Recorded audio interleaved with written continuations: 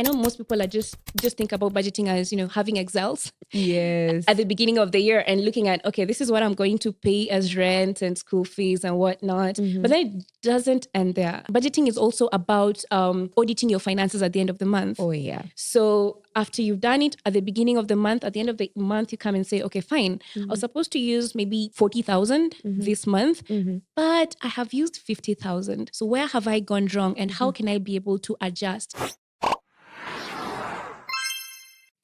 Hello, good people. So my name is Babs Budgeting Coach. And if this is your first time running into my page, I do content around budgeting, mainly personal finance. And today, this is the third episode, I believe, and we are about to launch a very nice Money Tales podcast. And it's a conversation around career, personal finance with different guests. And today, I have a very special guest, a very good friend of mine who I met through TikTok. And I would like to allow her to introduce herself. I do not normally like to preempt my guest's introduction. So, welcome, Jules, to the Money Tales podcast. Thank you. Thank you very much. So, tell us a little bit about who Jules is, other than the person who people know on TikTok. Thank you, Babs, for having me. My name is Juliet Sospita. Those are my official names. Most people know me through TikTok, where I do content around personal finance, investing, and saving. Otherwise, other than that, I am a mother. I am a career lady. And that's pretty much it. Thank you. And thank you so much for being I find it really dear to my heart that she's my third guest. So all my top four, I call them my top four. They're really special to me because they're my OGs. They're the first people who really accepted to be on this pod without any strings attached. So I'm really grateful. So Jules, one thing I wanted to do with you in this podcast is just to do a deep dive because we don't know a lot about what you do, why you got into social media. So yeah, tell us why you started your page, like what motivated you to start. Oh, actually, and what's your page's name so that we can link it here? Mostly on TikTok, FA Julie. I guess there are a lot of similar pages like mine, but I think I have around 65,000 followers right now. So that's the legitimate page. The reason why I started creating content on TikTok around, personal finance, saving and investing was immediately I graduated from the university. I really wanted to learn how to start saving and investing. It was during that time where you started receiving small amounts of money and you're like, okay, I don't have any responsibilities. So how do I start, how do I start building my, building my wealth and starting how to invest. So I remember I called a friend of mine and I was like, do you know anyone who works in the Nairobi Securities Exchange whereby they can start just introducing me to how to start investing in shares and, things like that. So I got in touch with a person, but apparently the information wasn't friendly in a way that I could understand what he's talking about. And I told myself, you know what? There's a gap in the market. There are so many people like me. They don't have this information. And so how about I get the necessary skills and experience, and as a way of giving back to the community, I will avail this information free of charge, just to people out there. So after graduating, I got an internship at Saiton Investments, where I was an alternative investment analyst intern. I got to learn about how to, do financial modeling and valuation in real estate and private equity. And then after that, I joined Equity Bank, where I learned how to, start now investing in shares, treasury bills, unit trust. So that's where now I built that concrete knowledge around these investment products. And after that, 2021, I believe around October, I felt like it's about time. Yeah. It's about time I now, use this information to help people out there. And the journey started. Like, I remember my first video was around what's the difference between saving and investing. Oh. Yeah. And I think it was after lunch. And I was like, how about I just turn on my camera and do this?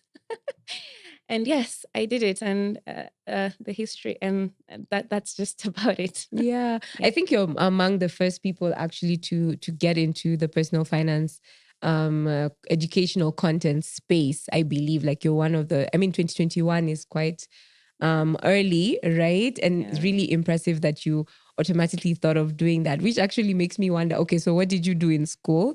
And now that you're saying you did investments, financial analysis and all that, what did you graduate from? What did you do? Yeah, that's a good question. I did actuarial science. I I love maths. I don't know. There's just something about me and numbers. Yeah. Just trying to find the patterns in data, and that tells you about some of the content that I put out there, like with the Excels and things like that. That makes me so happy. So after my high school, I wasn't really sure what I was going to do, but I was also sure that I wanted to do something related with numbers and maths. And someone just threw in actuarial science. Initially, I thought it was something to do with space and planes and things like that.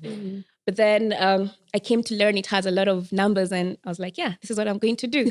So in actuarial, there are people who follow a different path. Like you can become a fully fledged actuary, and it takes around, I think, 13 papers for you to be a fully fledged actuary. Right now, there are around less than, 10 actuaries in Kenya.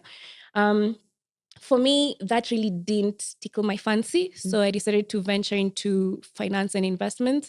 So other than just doing actuarial, the degree in actuarial, I also did the certified investment financial analyst papers. Wow. I started doing it when I was in third year. And then, that also gave me like the theory part of how investments and finance works. And then now the only missing link was for me to get the practical knowledge, which I did after my university. So so I did actuarial, and then I've just supplemented it with lots of investment papers, more specifically the certified investment financial analyst. Yeah. Paper. Wow. And was money a motivation when you did this pivot from actuarial to finance? Not, I can say yes and no.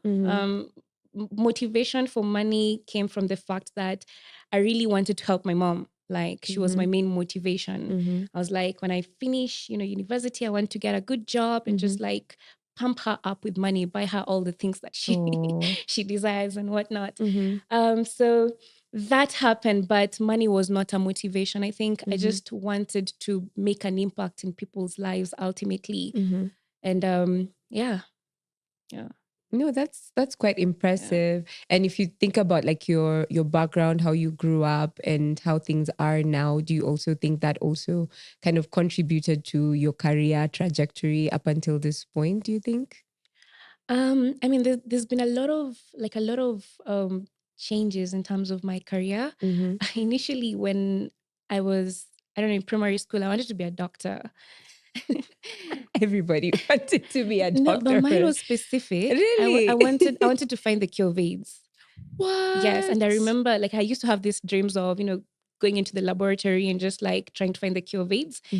And then I don't know, later on, I was like, I don't like blood. I don't like seeing sick people. I mean, hats off to the doctors. Yeah. you guys are doing a good job.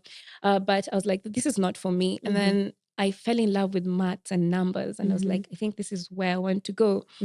And then, so there's been a lot of changes. But then, ultimately, we say that money is usually a motivation for, things people do. Yes, it might have played a role, but I think the main thing was, what will people remember me for even after I leave this earth? It was more like building a legacy, and not just, chasing the money. Okay, interesting. And now to go back to the investment person, the investment associate, the investment manager, and the investment analyst who's now developed to being who you are now. I really wondered, like now for us, Mia, Kenyan citizens, what are some of the things we should probably consider? Like now when you're investing for other organizations or investing for your company, now for us, what are some of the principles you could share that we should consider when now we are doing or considering, picking out investments in the market? Yeah. So I think this, I don't know if it's underrated or what, but the importance of an emergency fund. People come to me and say, we want to start investing in shares and open a CDS CBK account. And the one question that I want to ask them is, do you have an emergency fund? Because, and like that is very important in the sense that if anything happens to you, you don't have a fallback plan. So let's say right now you've decided, okay, first, I don't have any emergency fund. And an emergency fund, as you know, it's, like any money that you've set aside that can be able to cater for your needs in case of anything for like the next 3 to 6 months. Yeah. So if you don't have that and you go straight to investing in shares, as you know, shares are very volatile, right? Correct. Today you invest at Safaricom when it is 30 shillings, tomorrow it's at 11 shillings. An emergency gets you when Safaricom is at 11 and you want to sell at that point, meaning you're going to lose. You're not even going to, survive if you were at that point. So for you just to get an emergency fund, it is extremely important. The other thing is about budgeting.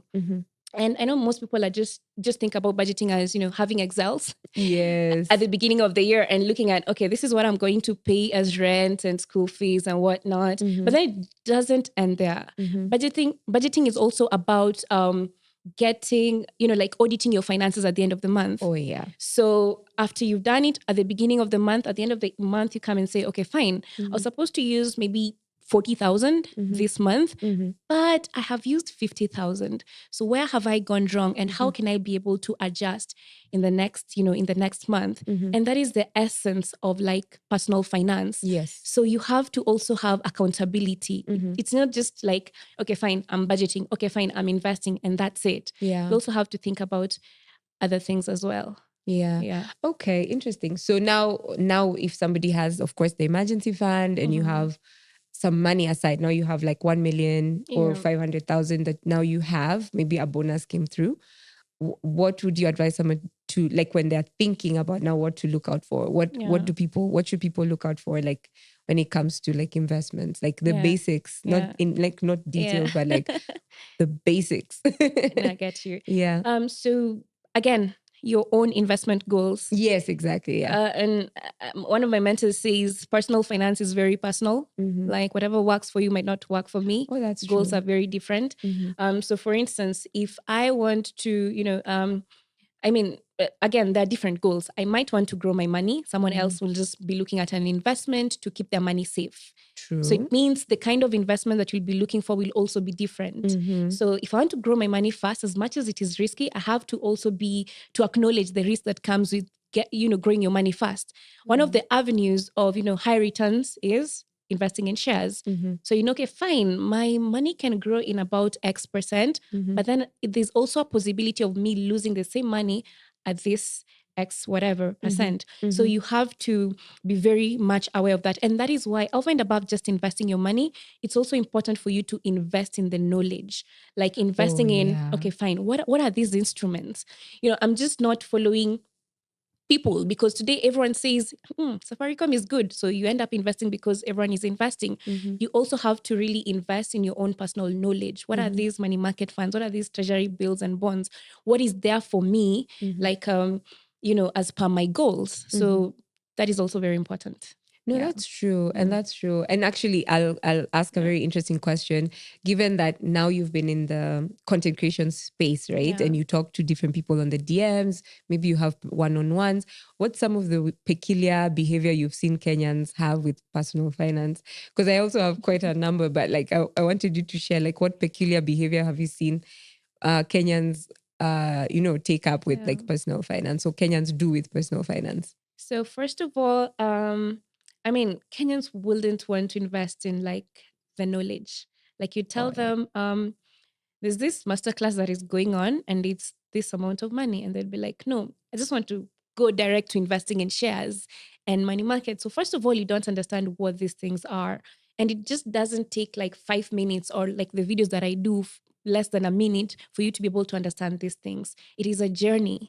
So you have to, first of all, be very intentional in understanding and learning how these investment products work before you start even investing in them. So that is one thing that I've noticed. Like I get a lot of DMs and they just go straight to, first of all, I get a lot of DMs from students in the university, and I love them because these are the people that I want to reach out to.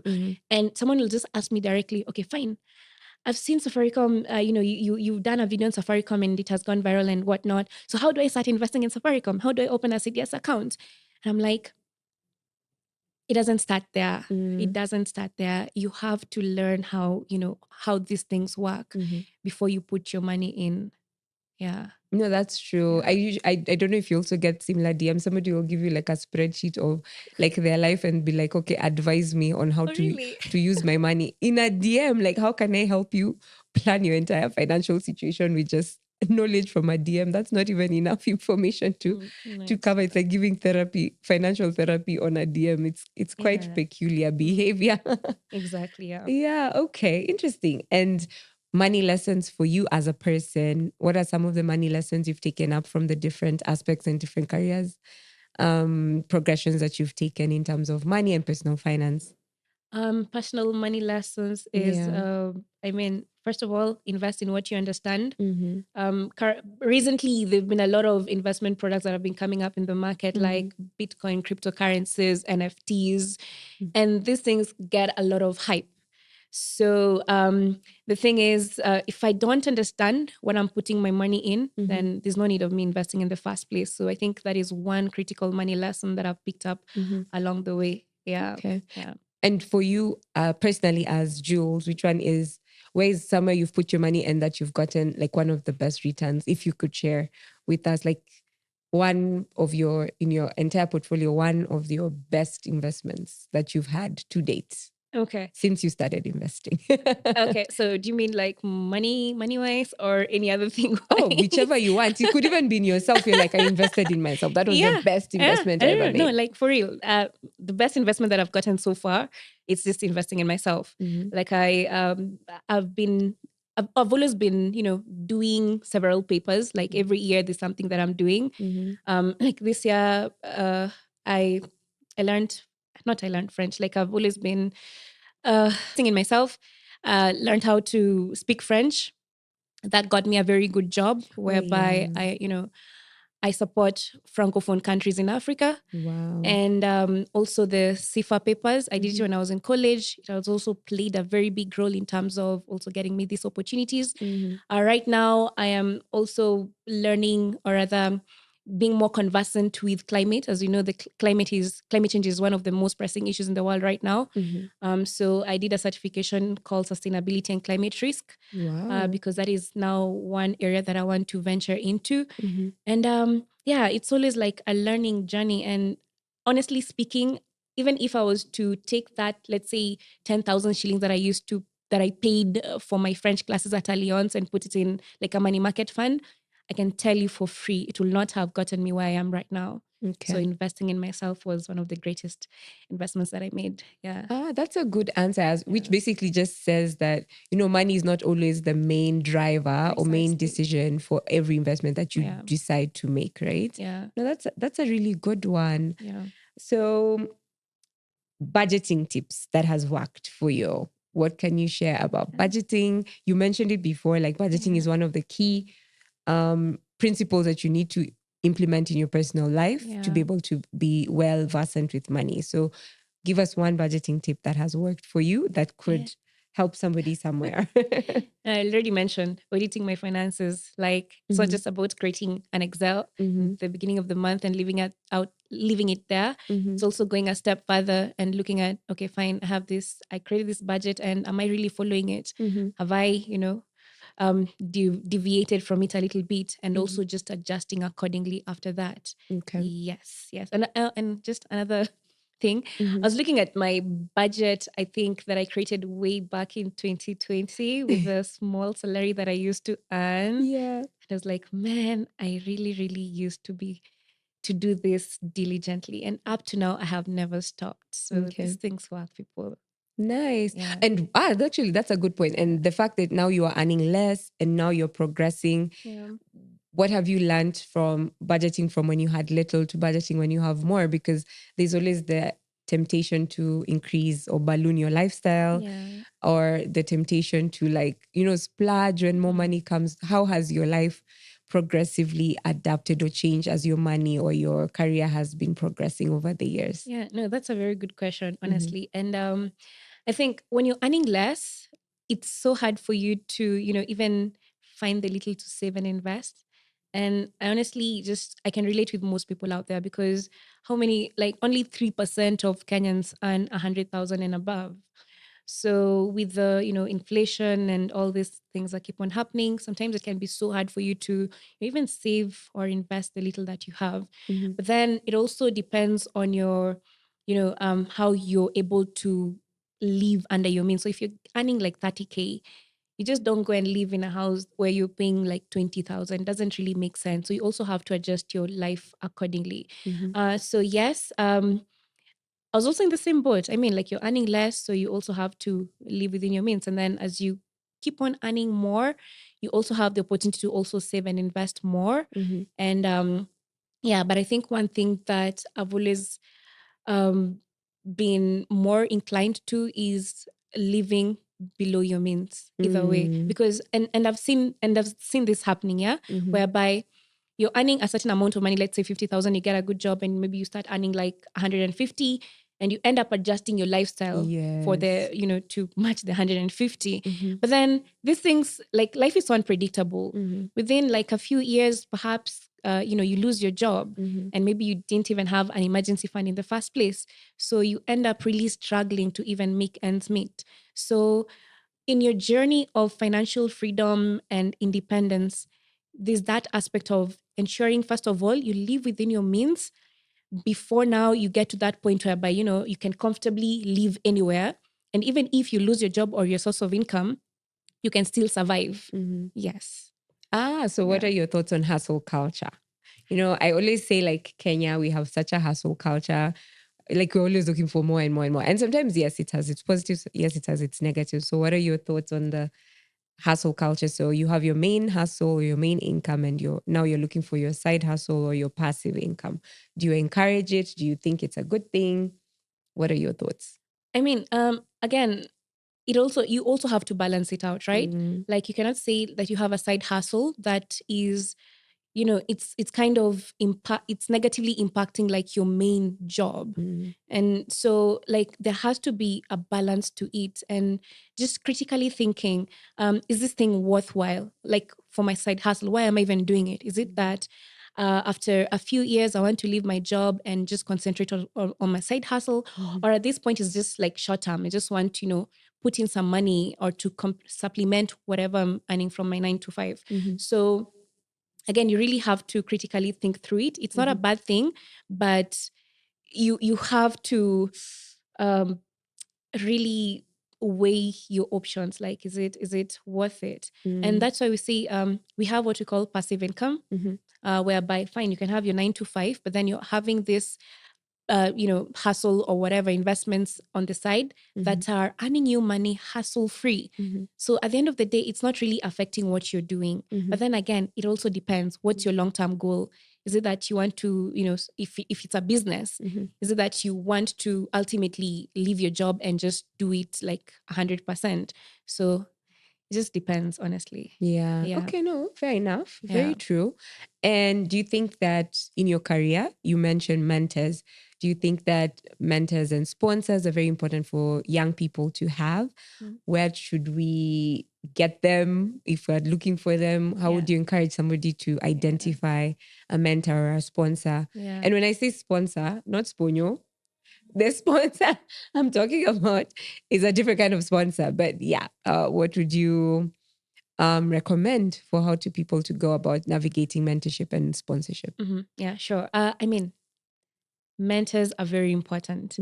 Because I really played a key role in my career in terms of just like guiding you on what, or rather where you're supposed to go, because these are people who have the experience, they've seen it all, they've had it all. So through them, you can be able to know, okay, fine, this is where I'm supposed to go, and this is where I'm not supposed to go. And then the other thing, mentors and sponsors, honestly, they speak on your behalf in rooms that you're not even present. Exactly. Like, and you just, if there's an opportunity that they've had and they know, like through speaking to you and listening to you and things like that, they've noticed Juliet is a good fit for this kind of opportunity, they will put your name forward. So it's very important. Where do you get these people? Networking events.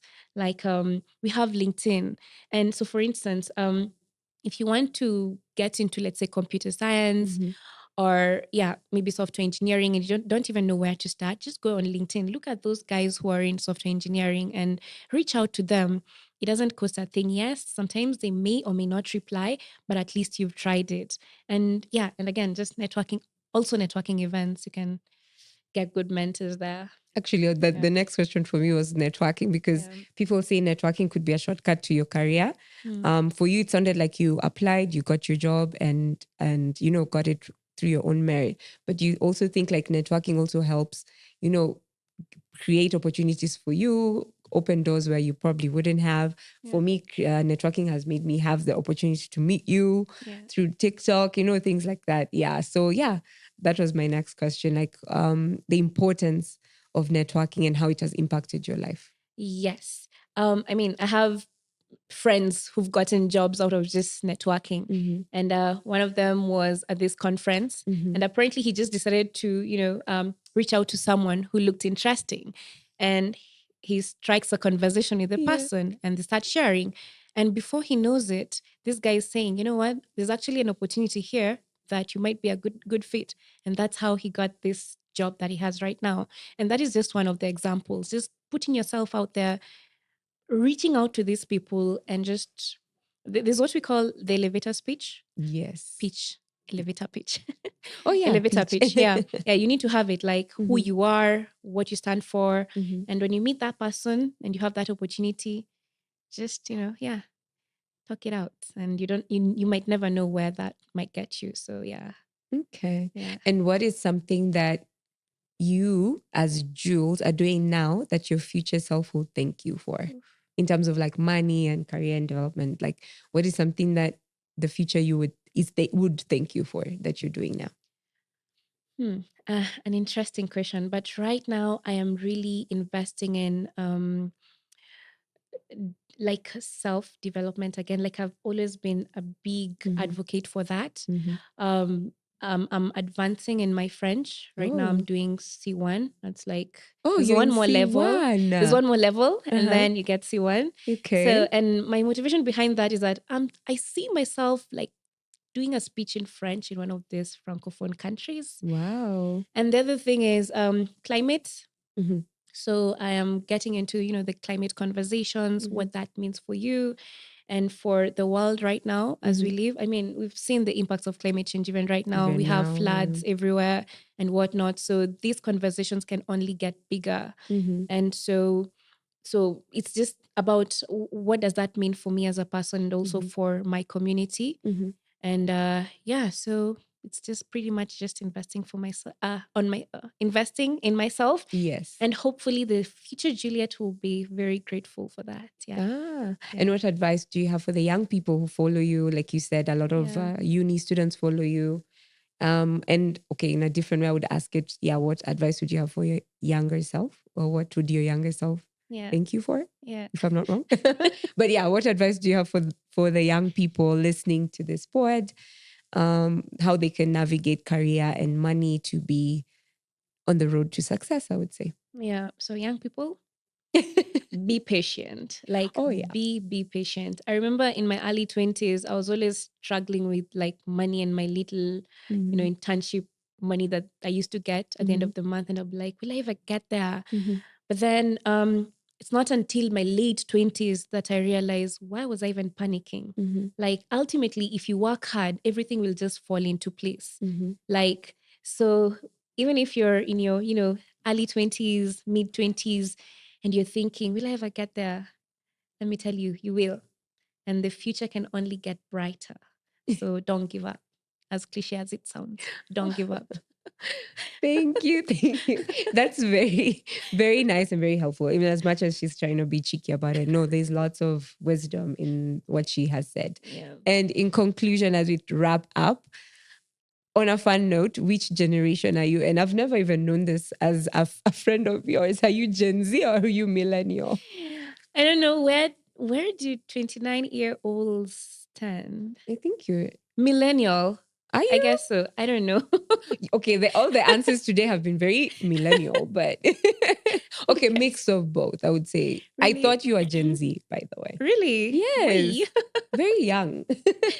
No, not in a bad way, but I thought I'll you take were. that as a compliment. It is. It is. Oh, so I think maybe millennial. Millennial, yeah. Okay. Yeah. But thank you so much, Jules, for being here. It's been quite an interesting journey and pleasure to meet and connect with you. And I hope to have you again.